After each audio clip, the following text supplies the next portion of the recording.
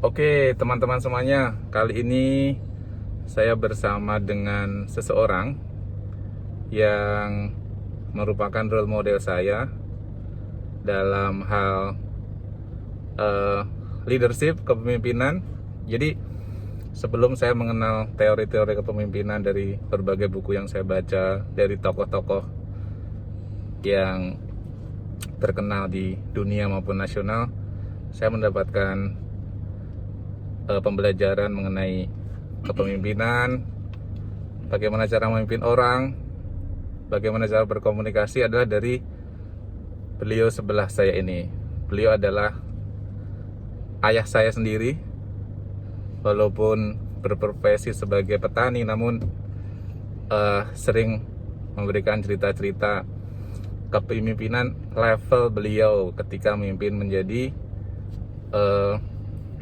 ketua tani rakyat.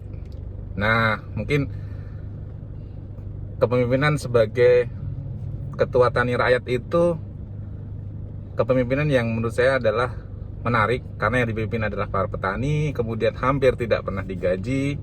Tapi bagaimana membuat para petani yang pendidikannya itu rendah bisa maju bersama, bisa nurut, bisa berkolaborasi. Nah, untuk itu mungkin saya akan mencoba menggali berbagai tips dari ayah saya ini, Pak Narto Harjono, untuk memberikan beberapa tips buat kita, ya, terutama buat saya sendiri, bagaimana menjadi pemimpin yang lebih baik di masa depan.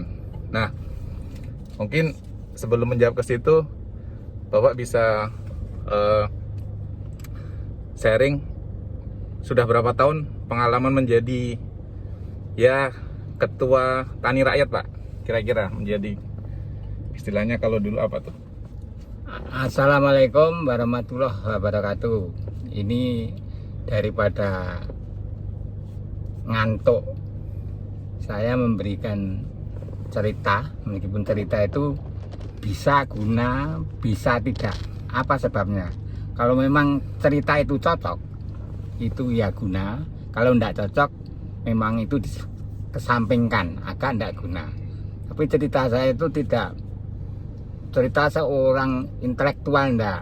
Cerita kalau dikatakan bodoh, kalau bahasa Jawanya blilu tahu. Blilu tahu itu blilu itu bodoh, tahu itu kerap kali mengerjakan, itu blilu tahu. Nah, meskipun saya mengerjakan blilu tahu, tetapi ajaran-ajaran saya atau yang saya pimpin pasti orang-orang yang lebih bodoh daripada saya. Maka ketika itu saya bicara agak-agaknya nurut orang-orang itu. Umpama saya mengatakan bahwa tani itu caranya gini, kalau menyemai bibit gini caranya, cara memupuk gini. Itu meskipun ilmu itu sebetulnya kalau dirasakan tidak sebegitu penting, tetapi juga ada kepentingan. Lah, penting dan tidaknya itu tergantung orang-orang yang menginginkan ilmu-ilmu itu. Jadi umpamanya sekarang saya menjadi, ya dikatakan kelompok tani. Ketua kelompok tani itu tidak pakai uang dan tidak pakai bayaran, itu hanya sosial. Nah, itu Lanjut. kesosialan itu memang saya, ya seakan-akan saya kerjakan. Apa sebabnya? Daripada enggak bekerja dan apa, wong tidak diberi uang, ya untuk Lagi nge-vlog. untuk bicara, untuk rapat, dan bagaimana itu bisa dilaksanakan. Karena apa? Ya kalau dikatakan sudah lama betul, kalau orang pegawai sudah lewat. Menjadi kelompok tani sudah 50 tahun. 50 tahun jadi kelompok tani, guys. 50 tahun sudah jadi kelompok tani, dan saya sekarang kan sudah tua, seakan-akan fisik sudah tidak mampu lagi. Sebetulnya bagi desa menginginkan saya untuk tua-tua. Saya akan nyopot saja supaya tidak nyopot. Itu sebabnya biar untuk orang tua, untuk memberi saran-saran, karena ya meskipun ilmu itu tidak guna, orang-orang banyak yang suka. Itu lucu, ilmu tidak guna kok banyak yang suka. Mendengarkan saya itu banyak yang suka karena apa? Bila bertemu orang itu mesti tanya bagaimana dan bagaimana. Karena apa? Kalau dikatakan, ya kalau bisa dikatakan saya seorang yang jujur. Menjadi kelompok tani kok tidak dibayar kok mau lah, itu dengan hati saya yang suka dan saya senang, suka saya dan senang untuk hubungan sama sesama petani atau sesama orang-orang di sekitar kita itu dapat untuk berkomunikasi. Jadi tadi satu jujur ya Pak ya? Ya, saya dikatakan seorang yang jujur, tumrap untuk apapun. Tumrap apa ya, dinamakan kelompok tani juga pernah menjadi kelompok tebu. Kelompok tebu itu ketua kelompok tebu itu 4 tahun setengah, 4 tahun 6 bulan. Ketua Tebu Rakyat. Ketua TRI, jadi Tebu Rakyat intensifikasi rakyat, Tebu intensifikasi rakyat. Itu saya menjadi ketua kelompok tebu. Itu juga saya dipercaya oleh orang-orang sekitar atau teman-teman bahwa sama saya itu salut. Apa sebabnya? Saya itu kalau berkata apa adanya. Jadi kalau tidak ya tidak, kalau iya ya iya, tapi apa yang saya kerjakan itu kemungkinan saya sendiri kalau dikatakan sebenarnya tidak boleh bantah sama sinder apa perlunya dibantah. Sebabnya karena kemungkinan sinder sendiri itu tidak pas. Keuangan antara yang menanam dan ditanam itu tak pas. Suatu apa, katakan suatu suara saja. Jadi kejadiannya itu tidak bisa dilaksanakan, itu bisa diteliti. Karena apa? Selama saya menjadi ketua TRI itu hampir yang untung tempat saya Menuran Baki Kabupaten Sukoharjo, itu hampir yang untung tempat saya sendiri, karena teman-temannya kebanyakan rugi. Itu sungguh bisa tanya, ini kurang lebih tahun 1989 dulu saya masih muda.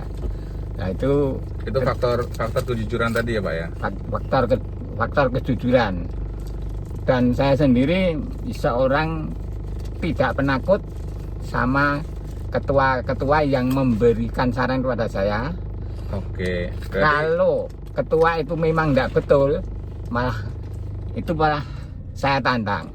Kalau Bapak gini, saya gini, berani enggak? Ternyata enggak berani. Oke, yang kedua berarti tidak penakut sebagai pemimpin. Tidak penakut. Jujur nomor satu, kedua tidak penakut. Dan yang ketiga menjadi pemimpin, meskipun itu pemimpin kecil, kelompok tani itu kan pemimpin kecil. Itu saya selalu dingin, umpama tidak dipercaya pada orang lain. Itu gini, kok gini-gini Pak Narto? Ya kalau kamu memang menginginkan nanti hari ini, hari kapan, Selasa atau bagaimana, saya suruh bersama saya untuk komunikasi di tempat yang tertentu ada, supaya tanya nanti saya dukung. Saya sendiri berani mendukung bagaimana petani-petani itu. Jadi sesungguhnya ketika menjadi kelompok tebu itu sebetulnya berat ya ringan. Beratnya harus bisa memikirkan tanaman itu supaya laba bagaimana. ringannya kalau memang kurang menguntungkan sebetulnya di celah orang itu berat. Tetapi kebanyakan, jadi tidak saya mengatakan siapapun, kebanyakan kelompok-kelompok tebu dulu itu ya gitu. Jadi katanya umpama sehari hanya Rp1.000, kemungkinan orang-orang itu jajan itu bisa 1.500 sampai 2.000. Lah itu uang dari mana? Saya kata gitu. Hanya sekian kok sampai situ. Ternyata orang-orang yang bertemu saya umpama komunikasi ya kiranya agaknya orang itu takut atau pekewuh cara Jawanya itu banyak sekali, tidak hanya seorang kelompok tebu saja, enggak, meskipun itu lurah tapi enggak ngerti kalau saya bilangi ya karena lurah-lurah sendiri ya enggak ngerti sampai situ, misalnya hanya ada laporan, kebanyakan gitu. Jadi yang ketiga adalah detail ya Pak ya. Detail di hitung-hitungan. Ya hitungan saya memang hitungan biaya produksi dan segala macam. Saya sendiri menjadi ketua kelompok tebu seakan-akan yang mengerti hitungan itu saya, karena banyak orang-orang yang tidak mengerti, hanya manut pada sindernya. Tapi kalau saya tidak, saya hitung dulu rugi atau badi kalau gini, umpamanya pekerjaan yang harus dikerjakan itu sebetulnya tidak perlu, tetapi orang-orang yang digawui cara Jawanya itu hanya manut saja. Kalau saya enggak, kalau memang itu rugi ya enggak saya laksanakan. Itu sebagai pimpinan itu ya itu harus pikirannya dingin dan tidak tergiur kepada apapun. Jadi istilahnya berani berkorban juga. Berani berkorban pikiran lebih berani. Jadi tidak hanya berani, lebih berani. Jadi saya menentang kepada sinter itu bisa. Karena ada tanaman tebu yang lain 1 hektar harus menghabiskan maksimal. Saya berani Pak. Saya yang minimal, tetapi nanti hasilnya sampai di mana? Itu saya berani. Ternyata sinternya tidak berani. Karena apa? Saya mempunyai hitungan yang cermat. Umpamanya 1 hektar kalau dulu 5 juta. Tempat saya ada bukunya masih. Itu 3.900.000. Itu ada yang 5 juta. Nah itu saja 3.900.000 itu saja uangnya yang pendapatan masih paling banyak seluruh Baki. Jadi saat itu hasil tebu rakyat intensifikasi yang dipimpin Bapak itu malah hasilnya terbaik dari satu kecamatan ya.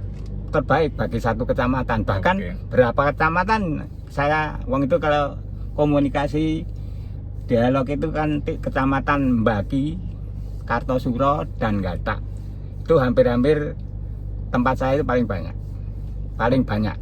Oke, ini tadi berarti teman-teman ini saya simpulkan ya, tadi tips-tips dari ayah saya ini terkait dengan leadership adalah bahwa pemimpin itu sebaiknya satu adalah berani untuk jujur, integritas. Kedua adalah berani mengambil keputusan walaupun itu seakan-akan bertentangan dengan instruksi, dan instruksinya ini padahal belum tentu benar. Jadi kritis gitu. Kemudian yang ketiga adalah harus menguasai bisnis proses, detail, hitung-hitungannya, dan tahu dalam proses bisnis yang dijalankan gitu. Dan yang keempat adalah berani berkorban. Dalam artian adalah walk the talk. Apa yang dia sampaikan, dia lakukan. Pada saat harus efisiensi di perusahaan atau di pertanian, di sawah, ya sebagai ketua tebu intensifikasinya ya jangan suka menghabiskan uang hasil panen tebu akhirnya hasilnya negatif. Kira-kira gitu ya. Ada empat hal yang bisa kita bungkus sore ini. Kira-kira ada pesan buat para pemimpin masa depan atau ke kita-kita? Ya, kita berhubung dikatakan orang bodoh. Orang itu kalau memang sekolahnya rendah, memang orang bodoh. Tetapi sudah pernah melaksanakan, meskipun bodoh, sudah melaksanakan apa-apa yang sekiranya menguntungkan. Jadi tidak kita menggurui seseorang yang pandai, yang insinyur dan sebagainya, tapi saya mengatakan sendiri bahwa kalau satu jujur dan berani melaksanakan dengan hitungan sendiri, bukan hitungan teknik, kalau memang itu untung dan kalau memang itu rugi bisa melaksanakan, kemungkinan menjadi baik. Karena saya sendiri umpama sekarang akan memberi saran untuk tebu itu dilep. Saya punya hitungan bulan 9 saya enggak lep. Apa sebabnya? Nanti bulan 10 hujan. Lah rugi atau tidak? Saya berkomunikasi dulu sama petani. Ini dilep atau enggak? Lah nek ra dilep bagaimana? Nek ra dilep itu garing. Sementara 1 bulan hujan. 1 bulan hujan pasti kita tidak kehilangan uang. Kalau dulu 89 itu kurang lebih satu lepan itu 300 sampai 400 ribu zaman dulu. Nah, itu saya tidak akan lep meskipun saya dituduh oleh Sinder. Saya berkata, Pak, ini yang rugi bukan Bapak, apa yang rugi petani. Saya sudah komunikasi sama petani bahwa kalau rugi mau lah. Orang-orang kebanyakan sama saya itu agak nurut, agak ikuti sama saya. Ternyata setelah hasilnya bagus, terbaik tuh bagi-bagi. Itu memang semua itu bagi-bagi. Dapat tanyakan pada kelompok mantan kelompok 89. Oke, terima kasih Bapak atas sharingnya. Jadi teman-teman, tambahan satu lagi poinnya adalah bahwa pemimpin itu adalah fokus kepada pencapaian hasil atau goal, output. Jadi berbagai usaha yang dilakukan sepanjang akan menghasilkan output terbaik, maka just do it, let's do it, dan try to get it. Jadi sekian dulu edisi vlog terkait leadership bareng Mbah Narto hari ini. Dan ini kita ambil di parkiran The Park Solo Baru sambil menunggu nyonya belanja. Dan karena sudah datang, jadi kita akhiri sekian dulu. Thank you guys, selamat sore.